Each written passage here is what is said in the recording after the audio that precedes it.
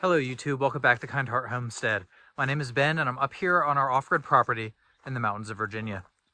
Behind me is this expedition and trailer that I borrowed from Angie's mom. You can see on the roof I have a bunch of pressure treated 2x6s. There's also a bunch of tools and lumber in the vehicle itself. And then I kind of maxed out this Harbor Freight trailer with 8-foot lumber. I have 6x6 posts, 4x4 posts, 1-inch deck boards, and then the rest of the 2x6 that didn't fit up there. These are all pressure treated, and right at this site around our old chicken coop is going to be Cedar's new play area. I'm hoping to get this set up for the Christmas season, and it's not going to be completed or anything. I'm just trying to get the posts up. I'm going to wet set brackets into the concrete, build a ground level deck, and then another deck at 5 feet. I have a slide already that I bought secondhand, and building all this myself is going to save us a good bit of money. So if you're interested to see us build a play place all by ourselves, at least the first phase of it, go ahead and subscribe, stick around, and watch this video. I just completed this rough square. The inside of these 8-foot boards represents the foundation of this play structure. I'm using 8-foot boards to act sort of like a straight edge or a ruler, and all I had to do was measure the diagonals and make sure they were the same. And that guarantees that all 4 angles are a 90-degree right angle. You could do this by calculating the hypotenuse using a squared plus b squared equals c squared, and that would make sure it's perfect.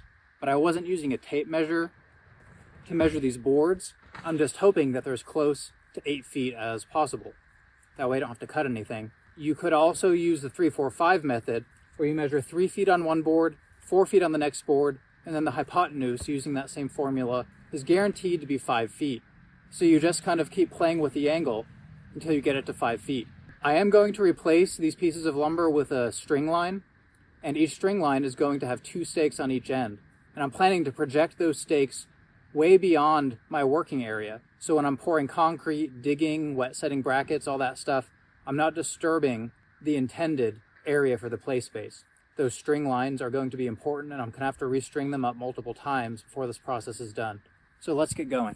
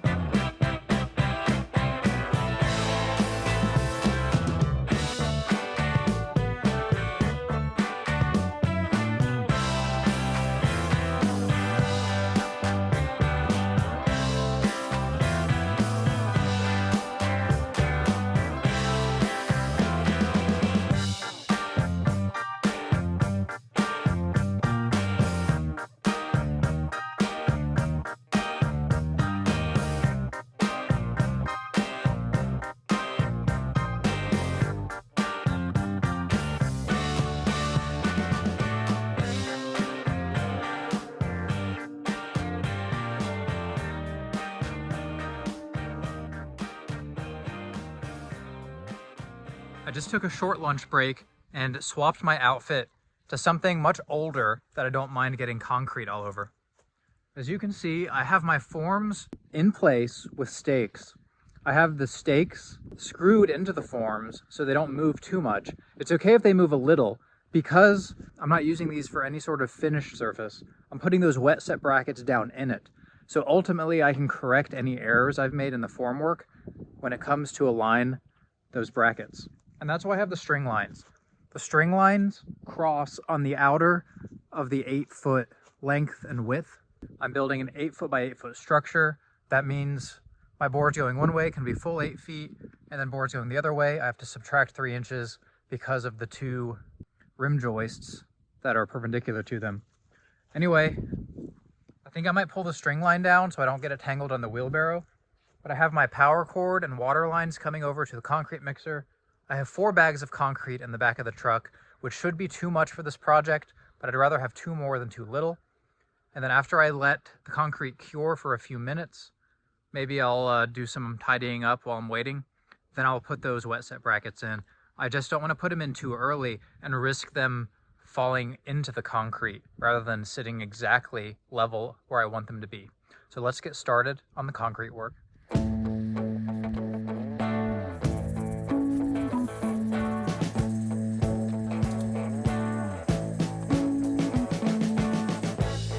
We've been living in sin so long, all the fields are gone. Fella stopped me on the street last night, said everything's alright. Roller coaster, make it through the day upright. It seems your meal ticket is gone, but life goes on. I could never imagine something better. Yeah, right. Now you're cooking on high heat in the middle of the street. Roller coaster, take me to a better time. Let's go.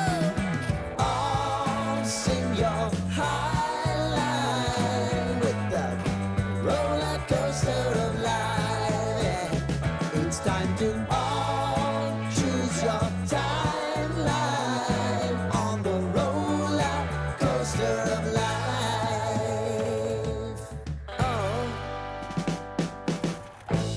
you seem to easily forget how to place your bet.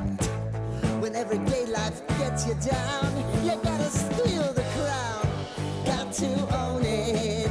Don't bitch and moan about it, please. God forbid you scrape your knees, and it's nothing to sneeze at. Oh, I've told you over and over again. You gotta get both hands around it and make your own plans. Roller coaster, it's taking over. It's about time. Oh, sing your high line on the roller coaster of life. You've got to all choose your timeline with the roller coaster of life. Roller coaster.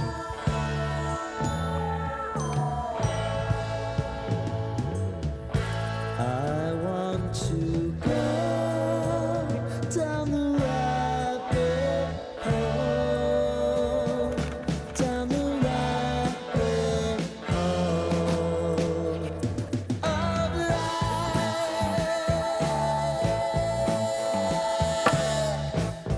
And now it's about to leave. Oh, roller coaster. Oh, roller coaster.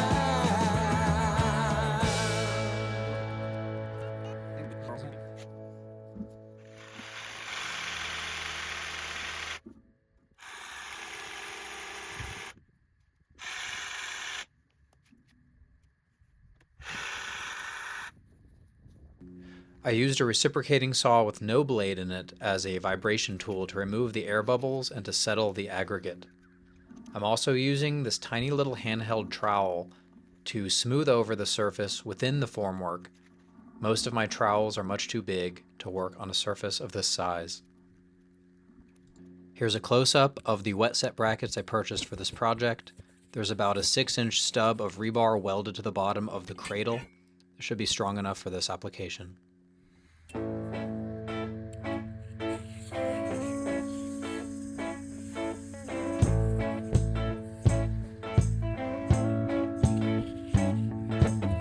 don't wanna tie you up now. I don't wanna do the thing. I don't wanna have you, baby. I just wanna have a fling.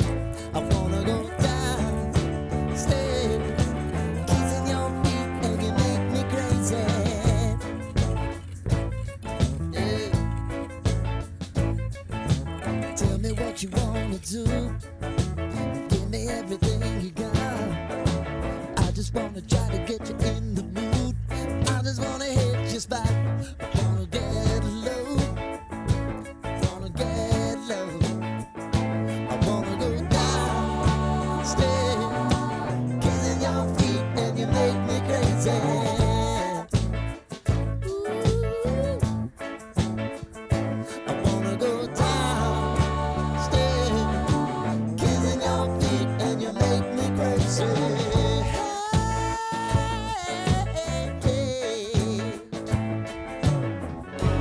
Right before I go, that's the time that I'm gonna show all the crazy things that I'm gonna do to you, baby. Ooh.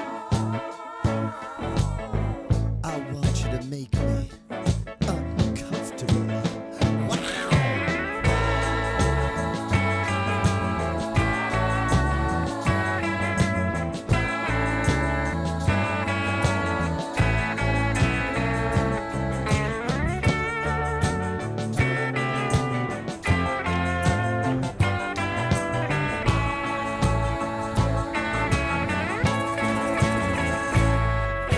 The only thing I need tonight, you're gonna give it to me right.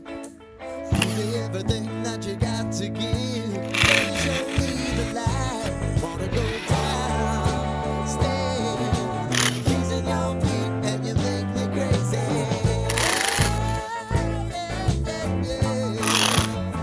Now I wanna go downstairs, kissing your feet, and you make me crazy. Wanna get low, wanna get low,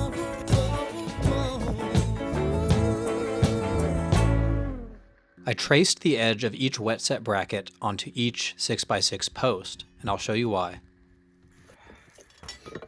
This is standard zip tape. You've seen me use this on the zip sheathing surrounding our solar shed, and I'm going to use it for our upcoming house build as well. So subscribe if you want to see that. But basically what this is it's a type of flashing tape designed for the Huber zip sheathing system. That includes the 5/8 inch roof deck, the 1/2 inch or 7/16 I should say sheathing, along with their Zip R products.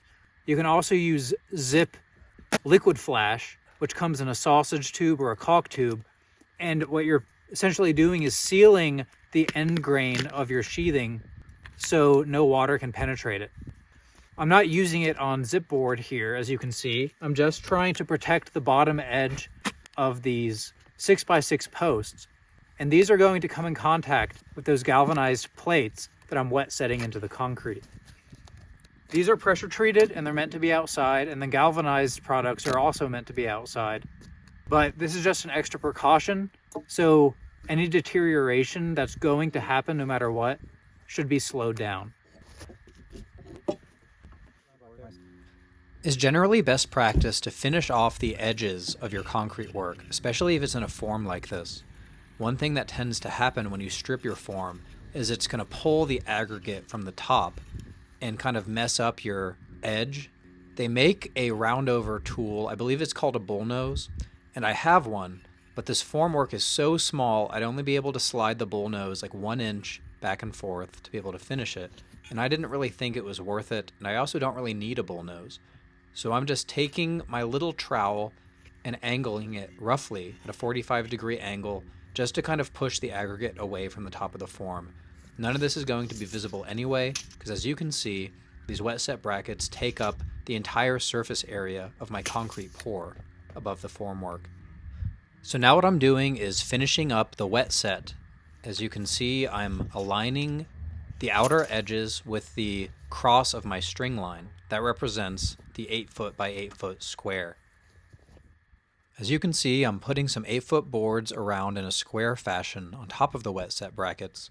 I'll get into the details about this in a few minutes, but basically I'm just holding those brackets in place while the concrete cures. I have a lot of time until the concrete cures, so I'm going to go address the half-lap joints at the bottom of those 6x6 posts. You saw me install the waterproofing tape earlier. Just above that is where I'm putting these joints for the 2x6s to be recessed inside of these posts. All right, it's the next morning. As you can see, I am bundled up because it's very close to freezing, and it's not going to get much warmer today up on the mountain. There's also no sun, so it feels even colder than it is. Yesterday was kind of a fluke, ideal weather day. We had the sun, everything was thawed, I was able to get out the hoses, do the concrete, and that's why I had to rush, because I don't want to deal with water and freezing conditions. Now that all that stuff is clean, it'll be fine while it's frozen outside, at least until we get better weather, and then maybe we can do some more concrete related tasks. But for now, I'm going to pull these blocks off. These are not the timbers that are going to go there.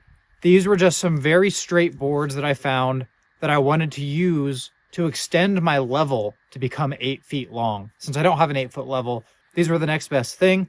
I was able to use my 6-foot level on each of these areas to kind of prove that they're close enough for the wet set brackets to do their purpose. I can shim up the bottoms of the 6x6 posts, or I can put them in uneven and cut them off at the top. I haven't decided which approach I'm going to take, but I'm going to figure that out pretty soon. So bear with me as I pull these blocks off and make sure that the wet set brackets are actually strong and doing their job.